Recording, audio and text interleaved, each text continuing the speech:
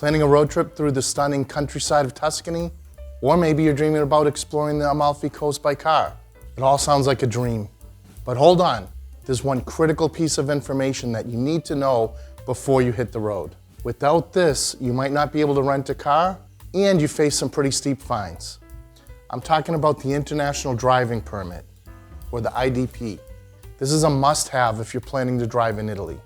Maybe you've even heard about it. You might have even looked online to see if you need it. Some people say you do, some people say you don't. While you might get lucky without it, it isn't optional. You do have to have this to drive in Italy. Of course, there's a little bit more to the story than that you do need to know. So in this video, I'm gonna give you all the necessary information about the IDP that you're gonna need while you're planning your trip to Italy. Make sure you stick around because I'm gonna give you my own nightmare scenario that actually happened because of the IDP. And not only that, but I'll give you a few driving tips just to help you out. So what exactly is the IDP? Let me start by explaining what it's not. The International Driving Permit is not a license. You won't be able to drive in Italy with just that document. Essentially, the IDP is a translation of your license. And that's what makes it easier for the Italian authorities to understand your driving credentials. You'll need both to be able to drive in Italy. It doesn't take long to get one. It also doesn't cost a lot. So it's a minimal investment to have peace of mind later. Now, what happens if you don't have one? Technically, rental car places don't have to ask you for it, but many do. Some people will not be able to rent a car without one. You may need to shop around to find a rental car agency that doesn't care. If you get pulled over by the police and you don't have one, technically you're driving without a license. And you can be fined over €300 for that.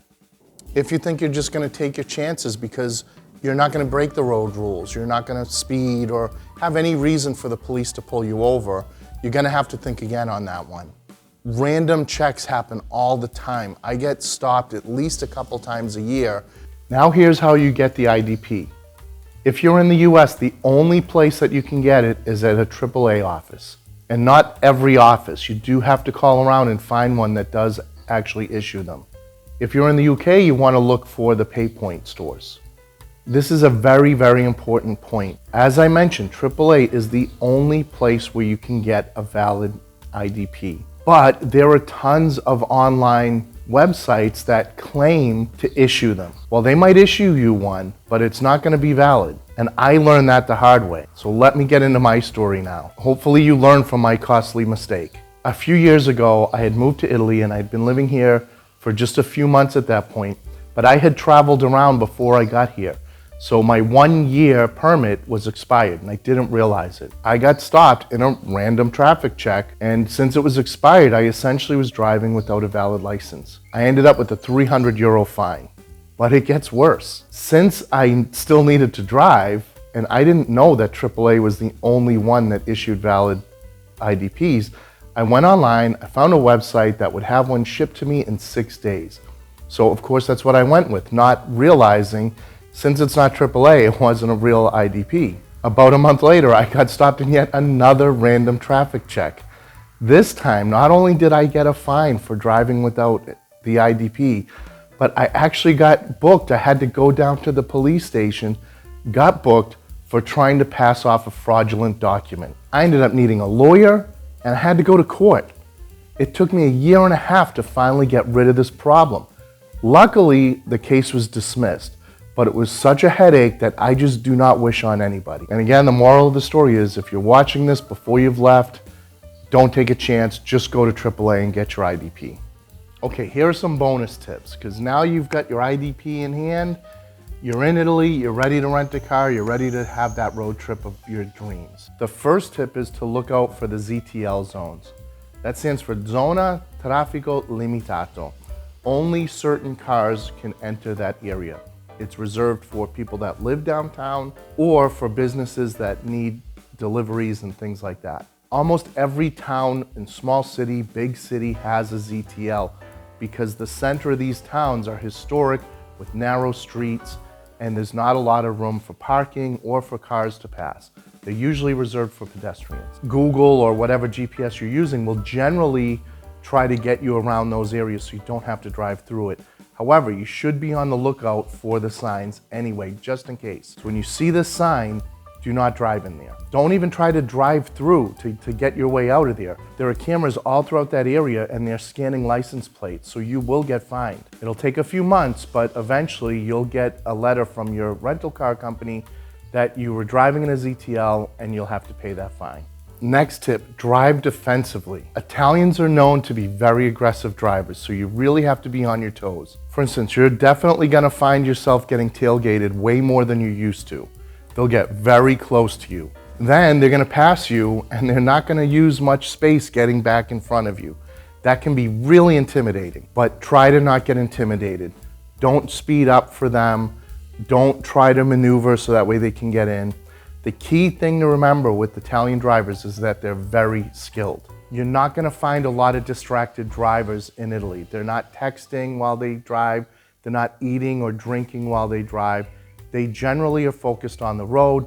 They just push the limits a little bit. And look, I drove for decades in Boston, and I can tell you that it was worse driving there than it is here.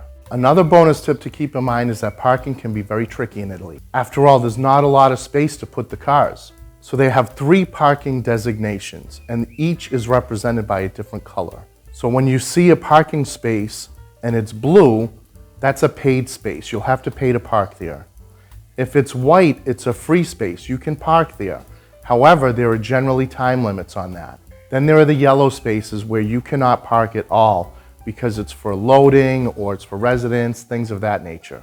So before you park, just take a look at the ground and see what color the spaces are. If the space is blue and you have to pay for it, look around for one of these machines. That's where you're gonna pay for the ticket.